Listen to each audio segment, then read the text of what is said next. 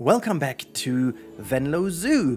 Today in the second episode, before we jump into today's repurpose of a bear habitat, more about that later, let's have a look of what we have done in the last episode. So this open entrance plaza, including the entrance itself and a wonderful little meerkat habitat, has been done in the last episode, and also a very nice honor to all the members of the channel. There will be another one this time around, so stick around until the very end of today's episode. But first, let's start with a little advertising and then we get going.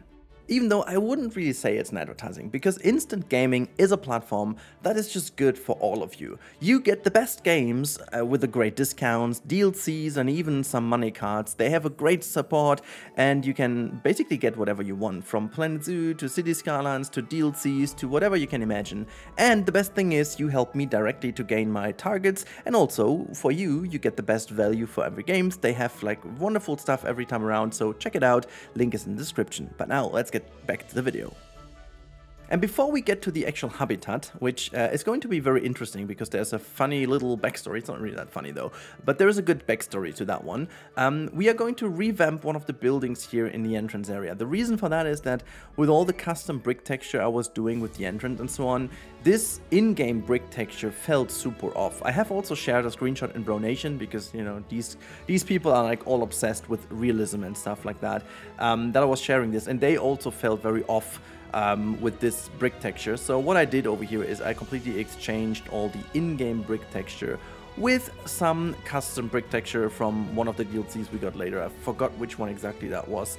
Not sure if it's like the Twilight bricks or I don't know, Mason bricks. I have no idea which brick, but it's like Flexicolor. And you can definitely tell why Flexicolor pieces are so much more important in this game than many other people think. Frontier at the beginning relied on the fact that their textures are so good that, you know, we don't need them, but well, they're not.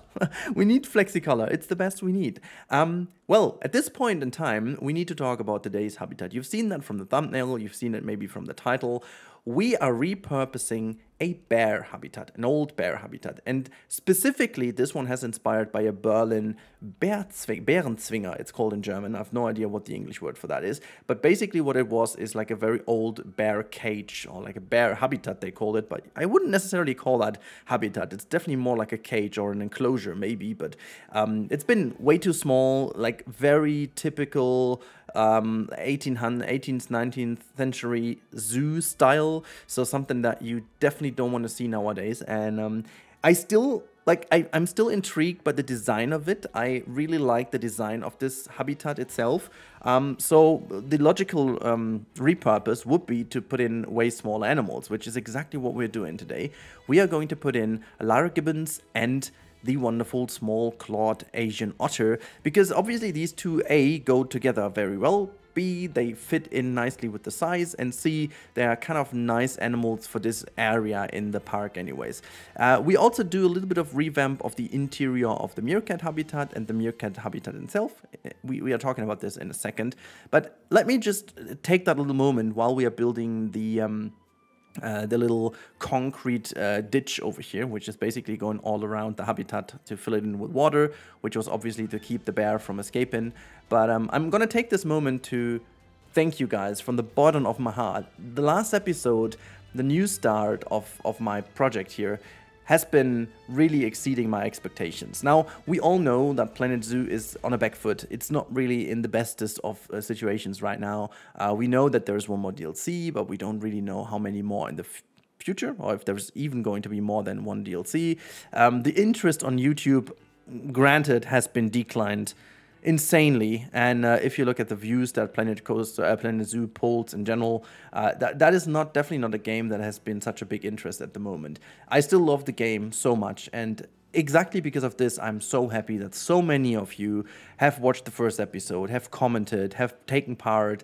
Many people decided to either, get their membership enlarged or like extended, and some others joined new. So thank you guys so much.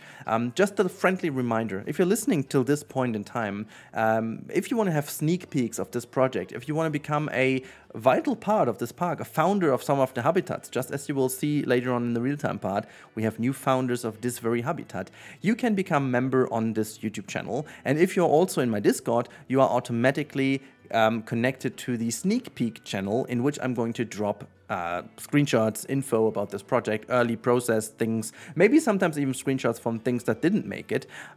So if you're interested in that, you can become a member. And I also, because generally, I don't really like the subscription model too much. This is why I chose to go for the lowest amount possible. So it's 99 cents if you want to become a member on this channel. So that's quite low. You support me directly. You free me a little bit from the necessity, I don't know, from the freaking views, you know. What is this word even? Bare necessities, that's maybe the word. I can, you know, Jungle Book comes for the help. Now, you can become member, and this obviously grants you also access to the emotes on this channel. You can use them in the comments and if I will ever be live streaming on YouTube again, you will have them there as well. But again, access to the sneak peek channel is kind of a cool thing, and I will bring you guys in way more than in any other series I've done so far. I've got so many ideas how to implement, but yeah, that's enough of that, just so you know. And I just very much thank all of you for the support, and if not, it's way more than enough to subscribe to the channel for free and help me reach that 100K. Tell your friends to sub to the channel too. No, I'm just kidding. Let's quickly talk about this building. I have actually brought in a little screenshot at the beginning. So you have an idea how this thing looked. But I didn't look too much into detail then afterwards, because I decided to go for my own design, because I wanted to make sure that it fits in the bit more Dutch vibe. You know, I could have gone for the very Bauhaus-inspired German Berlin vibe, which is like city zoo, German Berlin kind of architecture of the time. Wouldn't really fit in so well in here, despite the fact I really love how that looked. I felt it was necessary to, you know, bring this into the more Dutch vibe, which there are like small changes, using a bit of a different brick texture, making the roof a little bit different, and just in general trying to use a couple more other materials here, and using also some more white-ish or brighter corner pieces to make it stand out a bit more. And I think this way it'll make sure that it fits right into the Dutch theme as well. Maybe also like a little bit of a forecast to what's happening in the future of this project.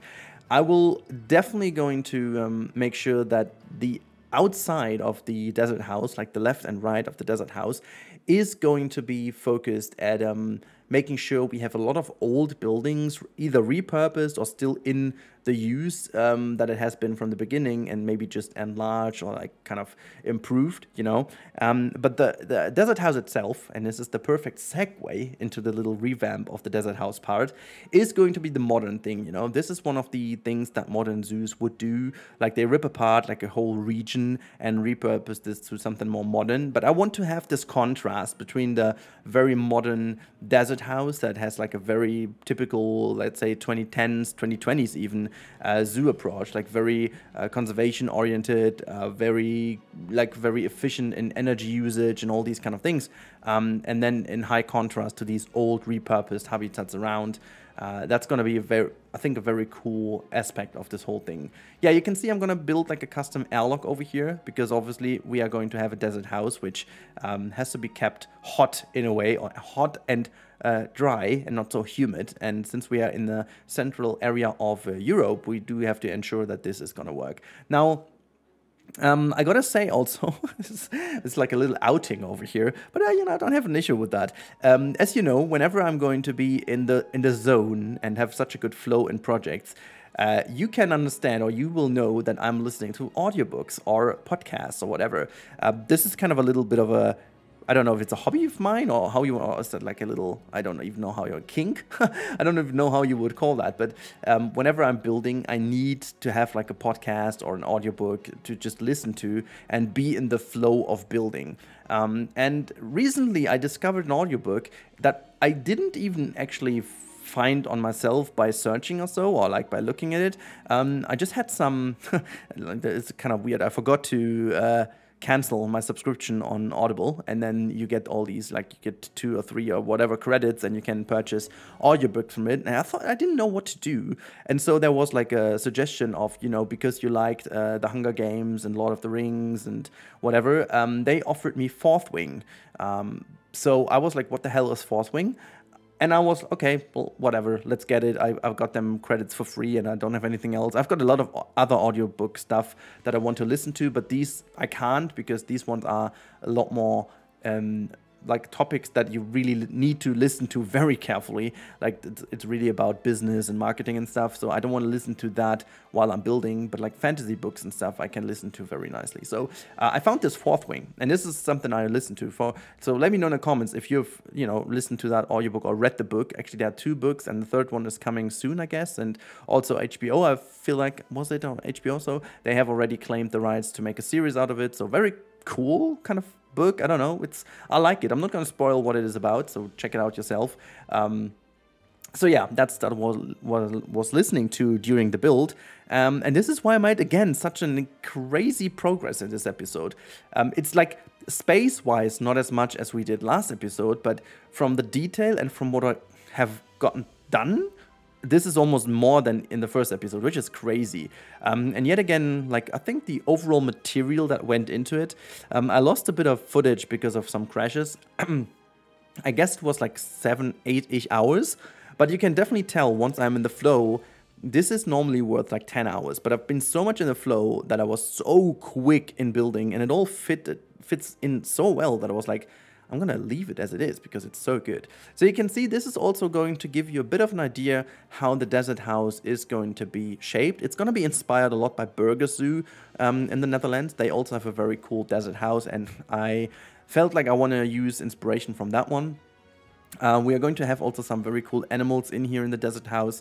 It's going to be very interesting to see how it all fits in and how I'm going to bring in the backstage area. You've seen I made like a little bit of a side entrance to the meerkat habitat, which features the little keeper hut in which they can prepare the food. So yeah, when I was done with this, I went back to our repurposed bear habitat, which is going to be, again, as I said, for large gibbons and the wonderful, wonderful small clawed otter, which I think is so cute.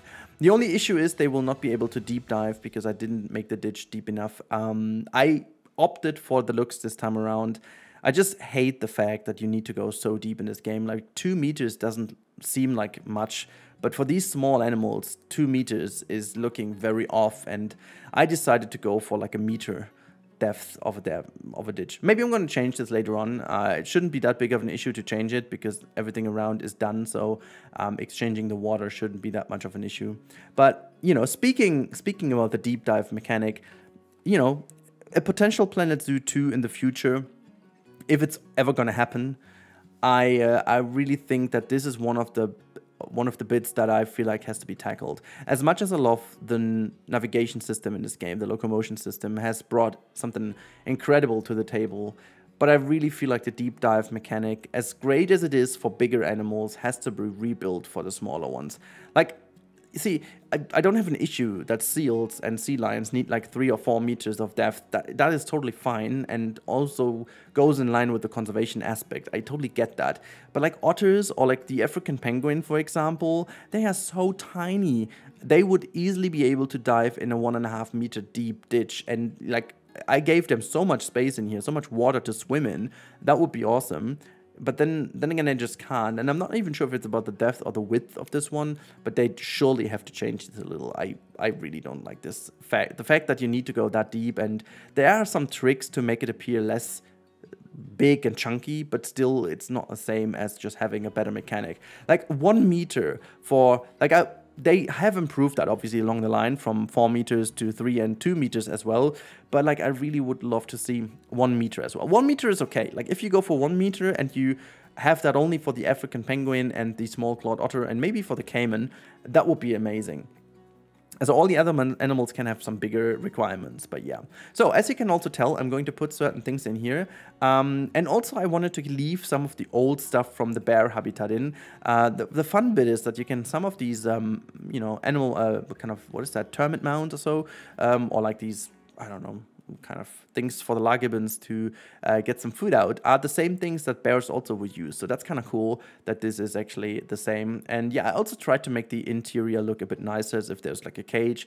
I didn't go too much into it because I will make some blueprints later on that I can use in every habitat. I want to have this level of detail, but I will go and make like a backstage pack for this zoo specifically that I can utilize in all these zoos, like some animal boxes, some animal cages, some food connectors and stuff like that. I didn't want to waste the time on that right now. I will do this in between.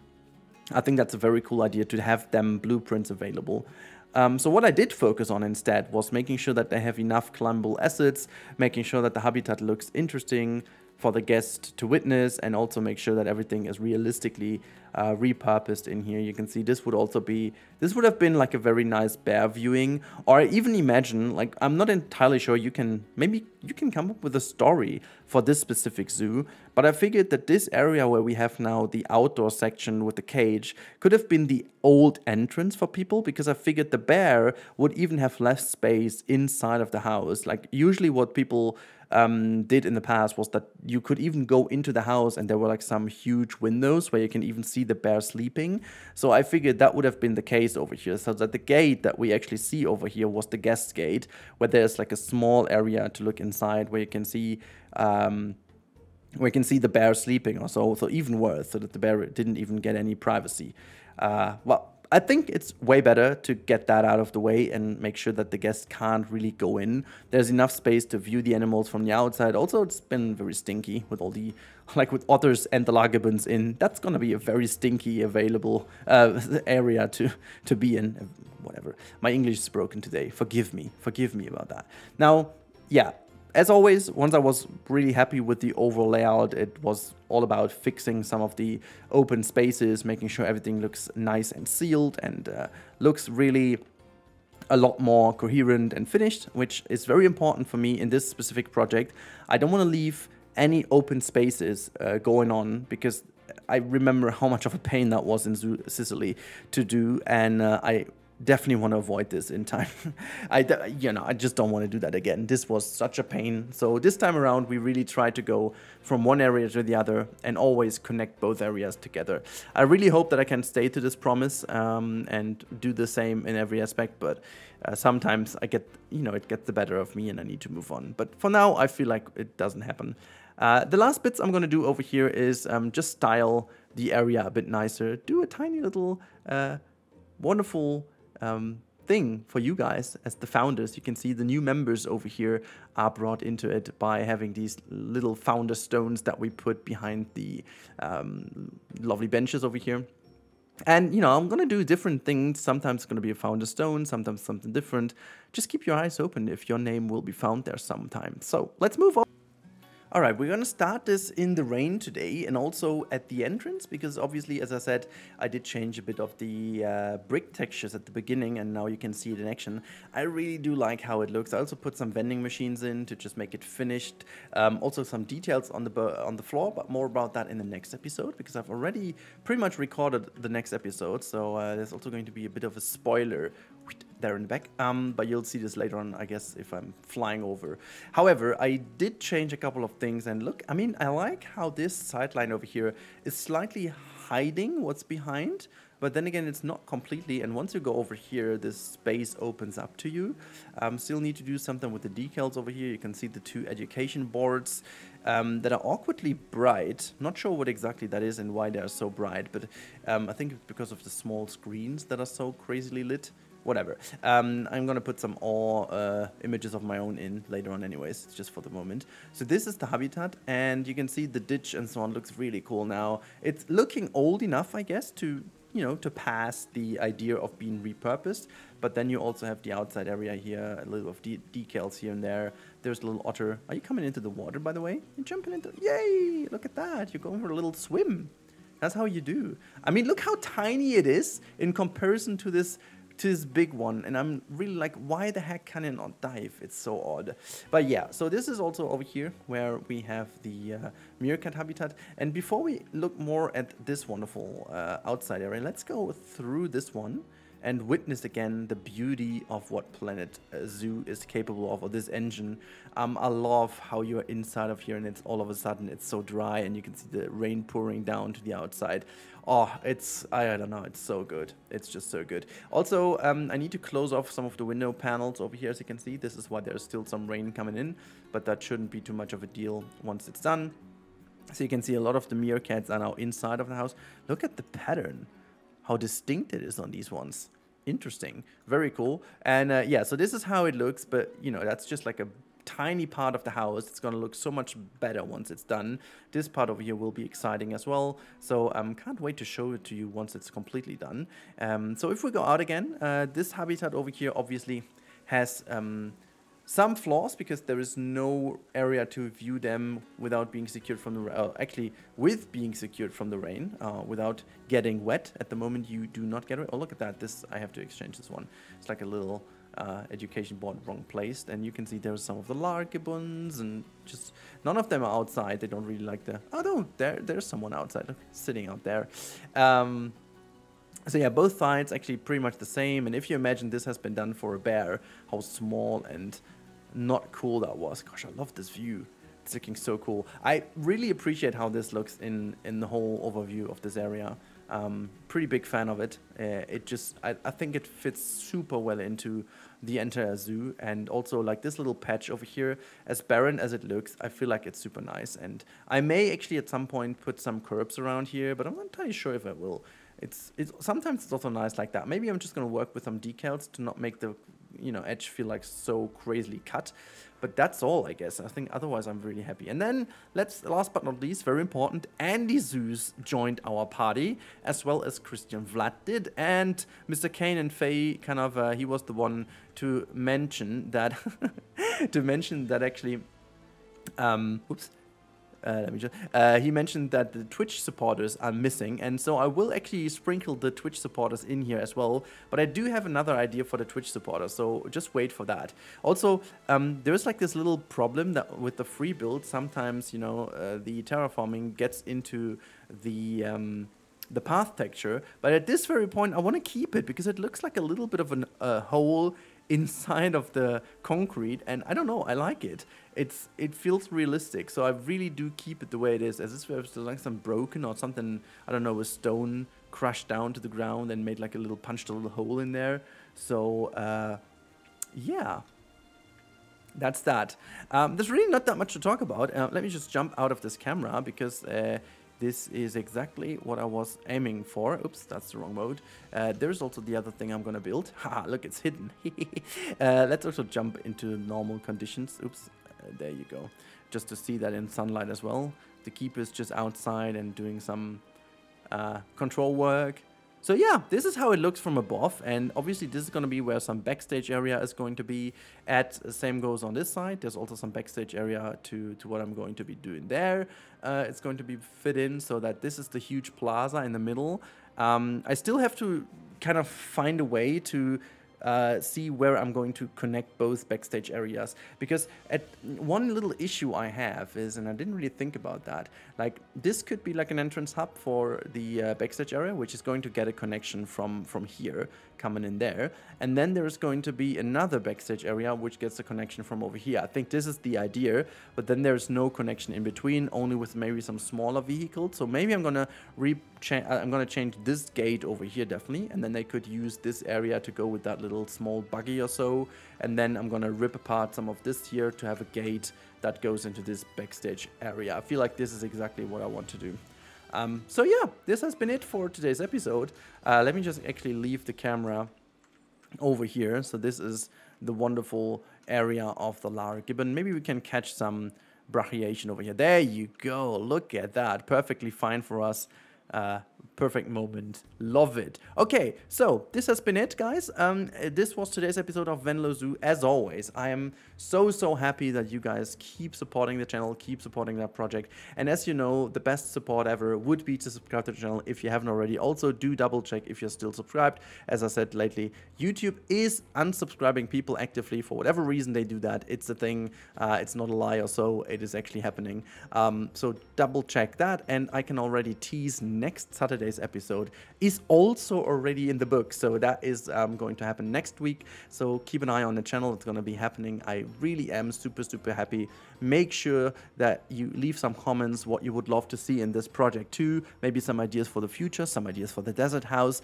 You know, make sure to be part of it because I want you to be part of it. And I talked enough about the membership. If you want to become a member, founder of this project, you can do so by becoming a member of the channel. Everything else is already explained. I wish all of you the bestest of weekends. I would love to talk to you again next week. So have a wonderful time. Thank you so much and goodbye.